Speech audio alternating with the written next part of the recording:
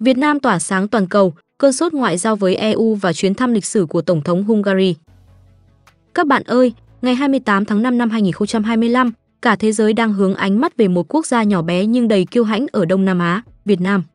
Từ những con phố rực rỡ cờ hoa ở Hà Nội, những nụ cười hiếu khách của người dân, đến các diễn đàn trực tuyến sôi động trên khắp hành tinh, Việt Nam đang trở thành tâm điểm của những cuộc thảo luận nảy lửa. Chuyến thăm chính thức của Tổng thống Hungary György Tamás từ ngày 27 đến ngày 29 tháng 5 trên 2025, cùng với hàng loạt các lãnh đạo cấp cao từ Liên minh châu Âu, EU đến Việt Nam trong thời gian gần đây, đã khiến dân mạng toàn cầu không khỏi kinh ngạc. Trên mạng xã hội, một người dùng từ châu Âu thốt lên, Việt Nam đang làm gì mà khiến cả thế giới phải dõi theo. Từ Tổng thống Pháp, Thủ tướng Đức, giờ đến Tổng thống Hungary, đây là một cơn sốt ngoại giao thực sự. Những sự kiện này không chỉ là những cái bắt tay ngoại giao hay những nghi thức trang trọng. Chúng là minh chứng sống động cho vị thế ngày càng vững chắc của Việt Nam trên trường quốc tế, một hành trình từ những vết thương chiến tranh đến một đất nước hòa bình, thịnh vượng và đầy tự tin. Hãy cùng khám phá câu chuyện kịch tính này, từ những khoảnh khắc lịch sử trên đất Hà Nội, những phản ứng bùng nổ trên mạng xã hội, đến ý nghĩa sâu xa của sự vươn mình mạnh mẽ của Việt Nam. Chuyến thăm của Tổng thống Hungary, một cột mốc lịch sử. Các bạn ạ, ngày 27 tháng 5 năm 2025, khi chuyên cơ chở Tổng thống Hungary György Tamás và phu nhân Nagy Susanna hạ cánh xuống sân bay quốc tế Nội Bài, Hà Nội như bừng sáng trong không khí chào đón nồng nhiệt. Chuyến thăm này diễn ra đúng dịp kỷ niệm 75 năm thiết lập quan hệ ngoại giao Việt Nam Hungary 1950 đến 2025, không chỉ là một sự kiện ngoại giao mà còn là biểu tượng của tình hữu nghị bền chặt giữa hai quốc gia. Bộ trưởng Bộ Giáo dục và Đào tạo Nguyễn Kim Sơn đã trực tiếp đón đoàn tại sân bay, mở đầu cho một chuỗi sự kiện được chuẩn bị kỹ lưỡng, thể hiện sự trân trọng và lòng hiếu khách đặc trưng của người Việt.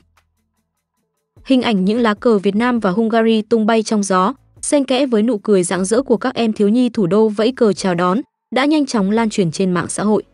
Một người dùng Việt Nam trên X viết, nhìn cờ hai nước tung bay, thấy tự hào quá.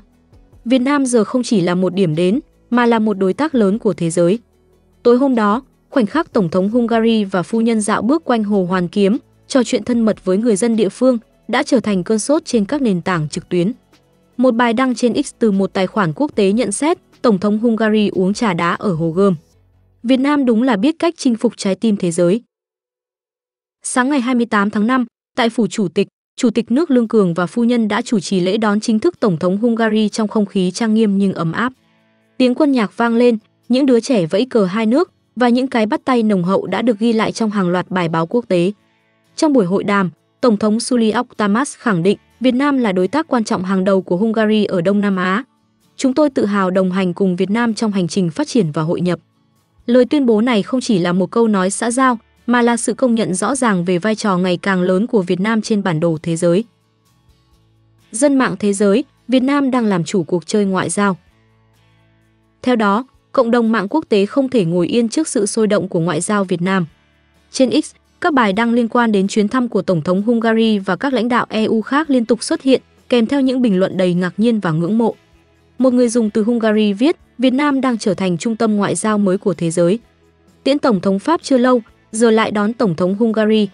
Chuyện gì đang xảy ra ở Hà Nội vậy?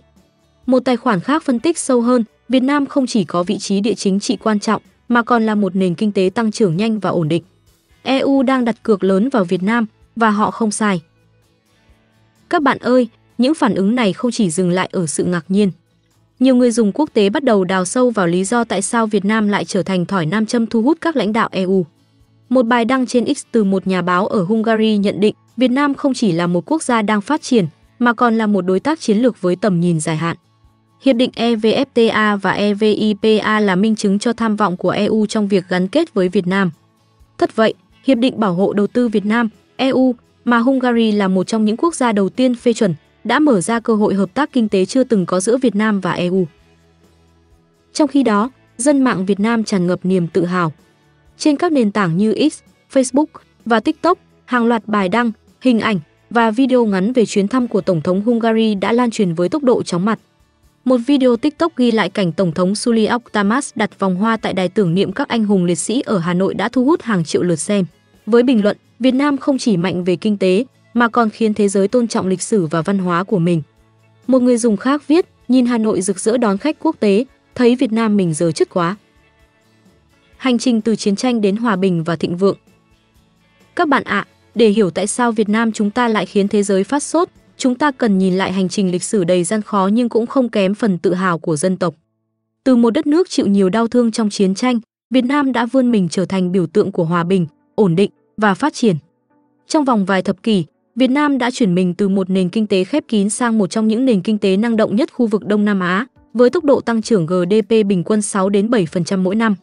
Sự chuyển mình này không chỉ là câu chuyện về kinh tế, mà còn là câu chuyện về ý chí và khát vọng của một dân tộc. Quan hệ giữa Việt Nam và Hungary là một ví dụ điển hình về sự vươn lên này.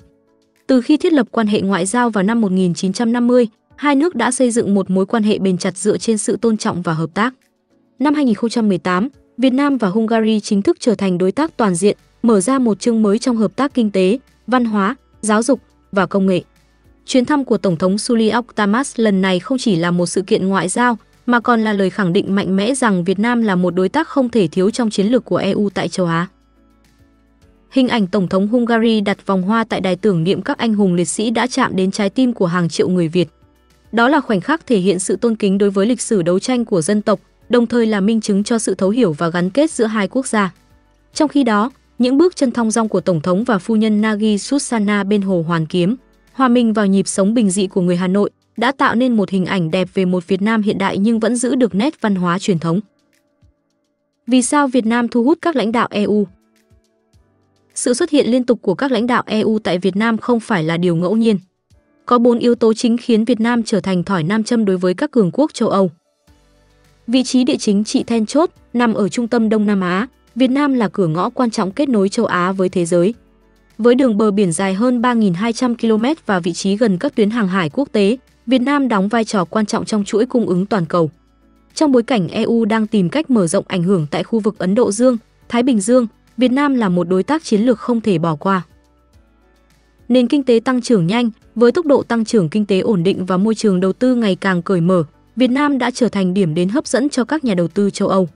Hungary hiện có 22 dự án đầu tư tại Việt Nam với tổng vốn đăng ký 72,28 triệu USD, tập trung vào các lĩnh vực như công nghệ, năng lượng tái tạo và giáo dục. Các hiệp định như EVFTA và EVIPA đã tạo điều kiện thuận lợi cho các doanh nghiệp EU, trong đó có Hungary, mở rộng hoạt động tại Việt Nam. Sức hút văn hóa và con người, sự thân thiện, hiếu khách và tinh thần cởi mở của người Việt đã để lại ấn tượng sâu sắc trong lòng các vị khách quốc tế. Hình ảnh Tổng thống Hungary Suliok Tamas và phu nhân hòa mình vào nhịp sống Hà Nội. Từ việc thưởng thức ẩm thực đường phố đến tham quan các di tích lịch sử như Văn Miếu, Quốc Tử Giám, đã được truyền thông quốc tế ca ngợi. Sức mạnh mềm và ngoại giao văn hóa, Việt Nam không chỉ thu hút bằng kinh tế hay địa chính trị, mà còn bằng sức mạnh mềm của văn hóa và lịch sử.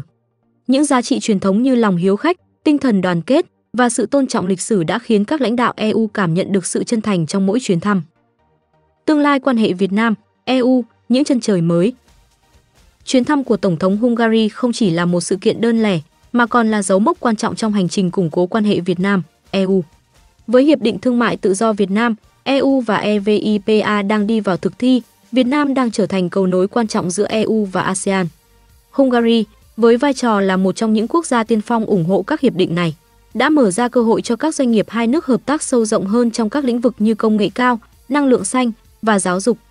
Trong buổi chiêu đãi chính thức tại Phủ Chủ tịch, Tổng thống Suliok Tamas nhấn mạnh Việt Nam và Hungary chia sẻ nhiều giá trị chung, từ khát vọng hòa bình đến mong muốn phát triển bền vững. Chúng tôi cam kết đồng hành cùng Việt Nam trên hành trình này. Lời cam kết này không chỉ là một lời hứa, mà còn là động lực để hai nước tiếp tục đẩy mạnh hợp tác. Các thỏa thuận được ký kết trong chuyến thăm, bao gồm hợp tác trong giáo dục đại học, nghiên cứu khoa học và chuyển giao công nghệ, là minh chứng cho tham vọng đưa quan hệ song phương lên một tầm cao mới. Ngoài ra, chuyến thăm còn mở ra cơ hội để Việt Nam và Hungary cùng hợp tác trong các vấn đề toàn cầu như biến đổi khí hậu và phát triển bền vững. Hungary, với kinh nghiệm trong lĩnh vực năng lượng tái tạo, đã bày tỏ mong muốn chia sẻ công nghệ với Việt Nam để hỗ trợ mục tiêu đạt mức phát thải ròng bằng không vào năm 2050. Đây là một bước tiến quan trọng, không chỉ củng cố quan hệ song phương mà còn nâng cao vị thế của Việt Nam trong các sáng kiến toàn cầu. Dân mạng Việt Nam, trong khi đó, đang sôi sục với niềm tự hào. Trên X, một người dùng viết, nhìn Hà Nội rực rỡ đón Tổng thống Hungary, thấy Việt Nam mình giờ là trung tâm của thế giới. Các bạn thân mến, chúng ta, từ một quốc gia từng bị chiến tranh tàn phá, Việt Nam đã vươn mình trở thành biểu tượng của sự kiên cường, đổi mới và hội nhập. Những chuyến thăm liên tục của các lãnh đạo EU, đặc biệt là chuyến thăm lịch sử của Tổng thống Hungary Suliak Tamás, là minh chứng rõ ràng cho vị thế ngày càng cao của Việt Nam trên trường quốc tế. Dân mạng thế giới có thể ngạc nhiên, nhưng với người Việt, đây là kết quả xứng đáng của những nỗ lực không ngừng nghỉ trong suốt nhiều thập kỷ. Hà Nội, với những con phố rực cờ hoa, những nụ cười hiếu khách và không khí sôi động của ngoại giao, đã trở thành biểu tượng của một Việt Nam hiện đại, tự tin và sẵn sàng chinh phục những đỉnh cao mới. Khi Tổng thống Hungary và phu nhân rời Việt Nam vào ngày 29 tháng 5 năm 2025, họ mang theo không chỉ những ký ức đẹp về đất nước, mà còn là thông điệp rằng Việt Nam đã, đang và sẽ tiếp tục là một đối tác không thể thiếu của thế giới. Hãy cùng tự hào, vì Việt Nam không chỉ là ngôi nhà của chúng ta, mà còn là ngôi sao sáng trên bầu trời quốc tế. Với những bước tiến không ngừng, Việt Nam đang viết nên một chương mới trong lịch sử ngoại giao, nơi mà mỗi cái bắt tay, mỗi nụ cười và mỗi lá cờ tung bay đều là minh chứng cho sức mạnh, khát vọng và vị thế của một dân tộc vươn mình từ tro tàn chiến tranh để tỏa sáng trên trường toàn cầu.